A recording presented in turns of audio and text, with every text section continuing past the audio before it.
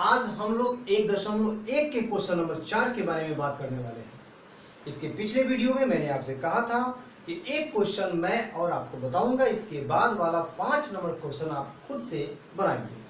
तो आज देखते हैं कि इस क्वेश्चन को हम लोग कैसे बनाते हैं। हालांकि यह क्वेश्चन मैंने पहले से बना रखा है, अब देखते हैं कि इसको बनाना कैसे है।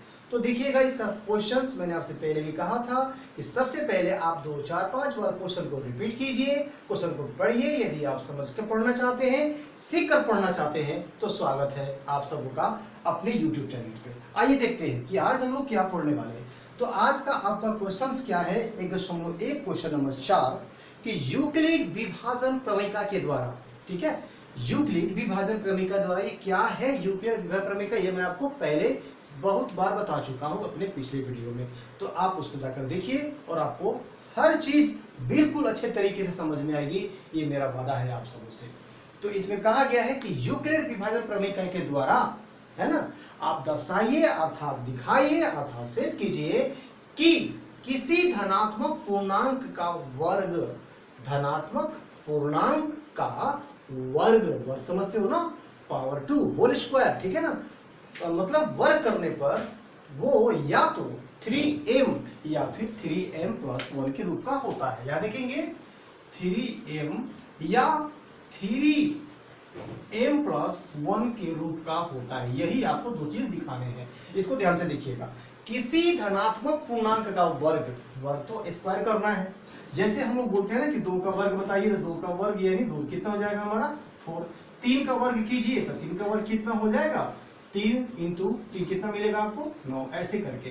तो किसी धनात्मक पूर्णांक का वर्ग जो होता है वो 3m या फिर 3m प्लस 1 के रूप का होता है। अर्थात मैंने आपसे पहले भी कहा था कि इस तरह के सवाल को हम लोग लेमा से सिद्ध करते हैं, इसको बनाते हैं हम लोग, ठीक है, लेमा के द्वारा हम लोग सिद्ध करते हैं।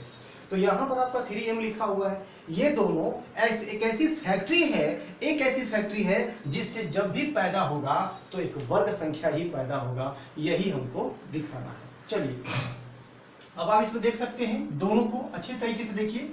यहाँ पर क्या है 3, यहाँ पर m, यहाँ पर 3, यहाँ पर m, यहाँ प्लस 1। जहाँ m कोई पूर्णांक है, इसमें कहा गया है कि जहाँ जो है मतलब किसी पूर्णांक m के लिए, किसके लिए m के लिए, ठीक है ना, m के लिए, इसको ध्यान में रखिएगा। अब इस चीज को आप ध्यान से देखिए तो ये किस रूप में दिया हुआ है। अगर आप गौर से देखिएगा तो b q प्लस r के रूप में ये दोनों दिया गया है। तो b q प्लस r इसमें है, इसमें r का मान नहीं है, लगभग समझिए कि 0 है। तो इसमें दोनों में b है, q है, r है, क्या नहीं है, a नहीं है। तो जो नहीं है उसको मानेंगे। देखिए माना कि a कोई, है ना, माना कि a जो इसमें नहीं है वो मानेंगे, आप x भी मान सकते हो, आपकी मर्जी।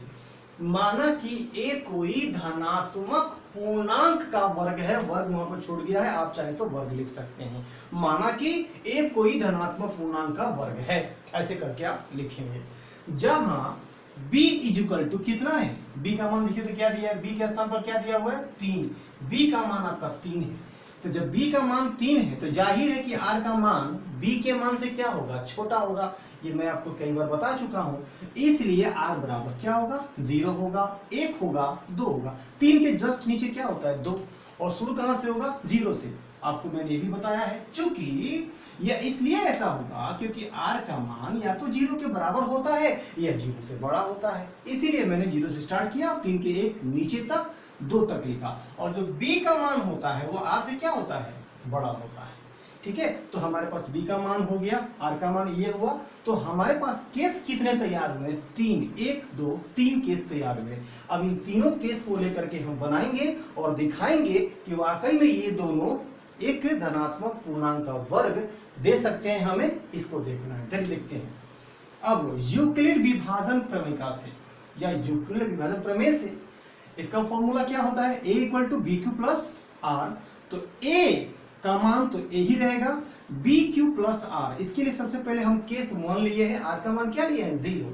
तो जब r बराबर 0 तो a इक्वल टू b का मान क्या है हमारा 3, q के स्थान पर क्या रहेगा q, और r के स्थान पर क्या लेंगे आपका, देखिए यहाँ पर r का मान क्या लिए है 0 लिए है, ठीक है। अब आप इसमें अगर आप 0 को जोड़ देते हैं तो कोई फर्क पड़ने वाला नहीं है, अब हम करेंगे क्या, चूंकि हमसे क्वेश्चन में कहा गया है कि वर्ग, है ना, वर्ग धनात्मक पूर्णांक का वर्ग, तो हमको इसको करना क्या होगा, वर्ग करना होगा।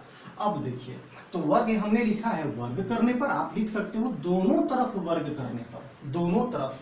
गणित में दोनों तरफ अगर कोई कार्य किया जाता है तो वो गलत नहीं है, लेकिन अगर जबरदस्ती अगर एक तरफ कोई कार्य करते हैं तो वो गलत मान सकते हैं। तो यहाँ पर लिखेंगे दोनों तरफ वर्ग करने पर, तो अब इसका वर्ग करेंगे तो क्या स्क्वायर हो जाएगा, इसका आप इसको जोड़ेंगे तो क्या मिलेगा, 3q, 3q का वर्ग कीजिए तो क्या मिल जाएगा आपका 9q स्क्वायर। ठीक है, अब देखिए मैंने 9q की स्क्वायर की जगह क्या लिखा है, यहाँ पे 3 क्यों लिखा है, देखिएगा ध्यान से। फर्स्ट वाला ऑप्शन आपका क्या दिया हुआ, 3m है, 3 है ना यहाँ पे, तो 3 को आप कॉमन ले लीजिए, बाहर कर दीजिए, 3 को बाहर कर दीजिए, तो 3 का पहाड़ा कितना बार पढ़ेंगे तो 9 आएगा, तो 3 का पहाड़ा 3 बार पढ़ेंगे तो 9 आएगा, तो यहाँ 3 हो गया, और q स्क्वायर आपका ज्यों का त्यों हो गया। अब खूब गौर से देखिएगा, ये जो 3 है आपका, ये जो 3 है वो इसको दर्शा रहा है, अच्छे से देखिएगा ध्यान से, यहाँ गुना छुपा हुआ है और यहाँ भी गुना का चिन्ह हो गया। 3q स्क्वायर किसके स्थान पर आ गया, m के स्थान पर आ गया, अर्थात हम लिख सकते हैं यहाँ m बराबर क्या हुआ, 3q स्क्वायर, ये हो जाएगा, अर्थात a स्क्वायर बराबर क्या हो जाएगा, 3, ये वाला 3, और ये किसका मान है, m का, तो यहाँ पर आपका m आ गया, समीकरण नंबर 1। ठीक है, अब आप चाहे तो इसको जांच भी सकते हैं, मैंने आपसे कहा था कि किसी भी सवाल को आप चाहे तो जांच कर सकते हैं। जैसे देखिए, देखिए मान लीजिए कि अगर q के स्थान पर आप 2 लेना चाहते हैं तो 2 का स्क्वायर कीजिए, कितना होगा, 4, 4 तिहाई 12, 12 तिहाई कितना होगा, 36, तो a स्क्वायर बराबर 36, जैसे ही आप स्क्वायर उधर ले जाएंगे तो रूट में हो जाएगा ना, तो 36 का वर्गमूल कितना होता है, 6, देखिए निकल गया कि नहीं। तो अगर वर्ग होता है तो वर्गमूल भी होता होगा, अगर वर्गमूल होता है तो वर्ग भी होता है, ठीक है ना। तो ये चीज यहाँ पे हमने देखा कि वाकई में इसका वर्गमूल आ जा रहा है, यानी वर्ग के रूप में है, सही है। अब हम r का मान क्या लेंगे, 1, चूंकि r का मान 0 लिए थे, अब r का मान 1 लेंगे। यहाँ देखेंगे जब r बराबर 1 तो a बराबर क्या होगा हमारा, b का मान 3, q के जगह पर q, और r का मान क्या लेंगे, 1 लेंगे। अब हम क्या लिखेंगे, फिर दोनों तरफ वर्ग करने पर, फिर हम दोनों तरफ क्या करेंगे, वर्ग करेंगे। तो जैसे हम दोनों तरफ वर्ग करेंगे तो a का स्क्वायर कर दे, स्क्वायर हो गया, और ये 3q प्लस 1 का स्क्वायर कीजिएगा तो a प्लस b, ये a प्लस b का होल स्क्वायर पर टूटेगा ये वाला, और a प्लस बी का होल स्क्वायर आपको सूत्र याद होगा भी। तो a प्लस बी का होल स्क्वायर का सूत्र क्या होता है, a स्क्वायर, यानी 3q का स्क्वायर कीजिएगा तो 9q स्क्वायर आएगा, a स्क्वायर प्लस क्या होता है 2ab, 2a का मान 3, द्वितीया 6q, और b का मान 1, कितना हो जाएगा, 6q होगा, प्लस b स्क्वायर, तो b स्क्वायर के जगह पर 1 का स्क्वायर करेंगे तो कितना आएगा, 1 आएगा। तो ये हमारा हो गया।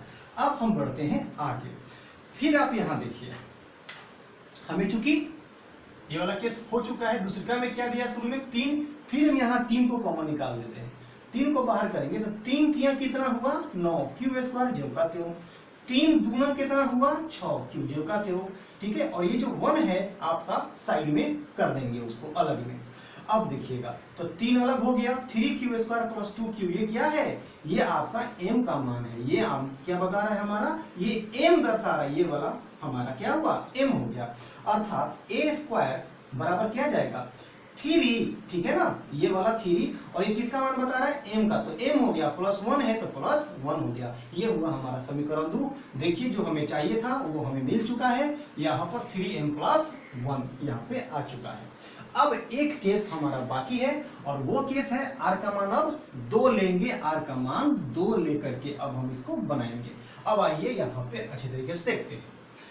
अब यहाँ पे जब आप r का मान 2 लेंगे तो a बराबर क्या होगा, BQ, तो b का मान 3 है और q ज्यों का त्यों रहेगा, और r का मान क्या हो जाएगा, 2, चूंकि r का मान 2 है, दोनों तरफ वर्ग करने पर जैसे आप इसका वर्ग कीजिएगा तो आपका a square equal to 9q square plus 12q plus 4 हो जाएगा। अब देखिए यहाँ पे आपका 4 आया, तो 4 को 3 प्लस 1 तोड़ देंगे, 3 और 1 कितना होता है 4। क्यों? क्योंकि हमको क्या चाहिए, 3 कॉमन चाहिए, तो 4 को 3 और 1 के हिसाब से तोड़ेंगे। ऐसा करेंगे कि 3 के पहाड़ा में आ जाए। 2 करेंगे तभी भी होगा, लेकिन अगर 2 + 2 करते हैं तो कोई फायदा होने वाला नहीं है, तो 3 + 1 ही करेंगे। अब देखिएगा, यहां से लेकर के यहां तक आप 3 को कॉमन ले लीजिए, तो 3 × 9 क्यू स्क्वायर जो का, तो 3 × 4 12 क्यू उतर गया, और 3 1 कम 3, ये +1 आपका जेव करते उतर गया। अब जो आप इसको देख रहे हैं, ये क्या दर्शाने लगा, m का मान यहाँ लिखेंगे, यहाँ m बराबर 3q² + 4q + 1, ये आपका किसका मान हो गया, m का मान हो गया। अर्थात a² बराबर ये 3, और ये किसका मान है, m का, और वो किसका मान है 1, 3m + 1, ये आपका फिर से दोबारा हमारा आ चुका है। ठीक है ना, r का मान जब हमने 2 लिया, तो ये हुआ हमारा इक्वेशन नंबर 3, समीकरण 3। अब आप इसके आधार पे स्टेटमेंट लिखेंगे, नीचे हमने नहीं लिखा है, आप ध्यान से सुनेंगे। आप लिख सकते हैं अतः हम कह सकते हैं कि कोई भी धनात्मक पूर्णांक का वर्ग, फिर से सुनिएगा, अतः हम कह सकते हैं कि कोई भी धनात्मक पूर्णांक का वर्ग 3m या 3m + 1 के रूप का होता है। That's all। ये हमारा सवाल सिद्ध हो गया। अब इसके बाद 5 नंबर क्वेश्चन मैं नहीं बनाऊंगा, या 5 नंबर क्वेश्चन आप लोग खुद से बनाइए, क्योंकि मेरा टारगेट ये है कि आपको मैथ सिखाना है, न कि आपको बोर्ड से उतरवाना है।